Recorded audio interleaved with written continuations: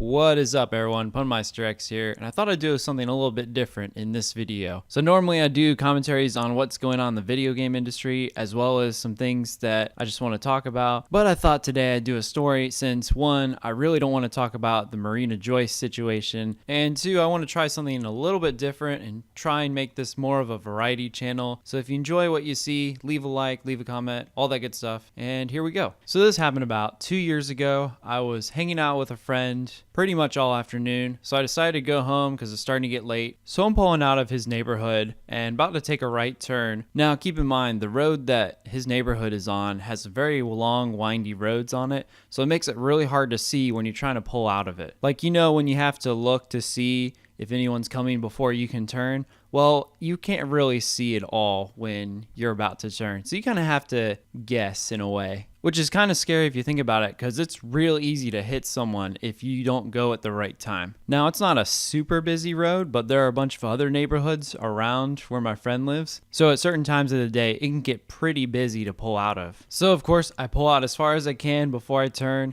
say a quick prayer, and then go for it. And of course, this is where things get interesting. About halfway through turning, I notice a car right behind me, and this car is going pretty fast. Like, on this road, the speed limit is supposed to be like 30, 35 or so, but this dude was going at least 50, maybe 60 miles an hour. Now, as soon as I see this, I immediately floor it. I try not to take any chances with this, and I just hit the gas as hard as I can. Now, of course, when you see someone turning and you're on the road, normally you would start to slow down, right? That's the common thing to do. But this dude just kept speeding. He did not slow down whatsoever, or it didn't look like it at the time. So as I'm speeding and trying not to hit this guy, we get really close. Like, I would say maybe a foot or even less when it comes to his bumper to my bumper. And of course, it's like this for, I would say, maybe 5 to 10 seconds or so. And of course, at that point, I'm able to accelerate fast enough, and the guy behind me is slowed down a little bit. Now, of course, at this point, I'm freaking out just a little bit because of how I could have almost hit this guy and then have to potentially pay for repairs or get my car damaged or whatever. But this is where things get pretty scary. So at the end of this long winding road is a light, and I'm getting into the left lane to turn left. So I'm sitting at this light and I'm looking straight ahead. I haven't turned my head or anything like that.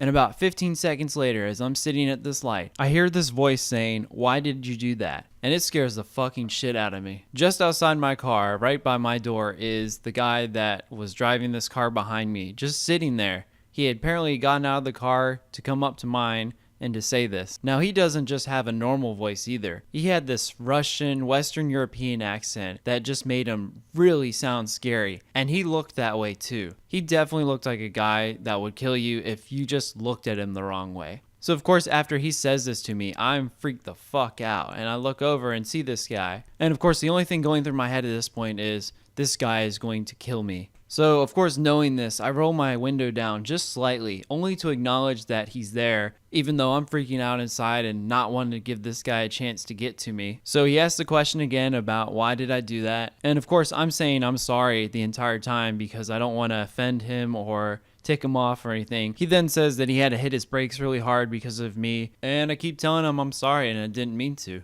After about a minute of this, he goes back to his car, I roll up my window, and as soon as the light turns green, I get out of there. No, after this turn, this guy is still following me, and the only thing I'm thinking is he's gonna follow me back to my house and try and murder me or something.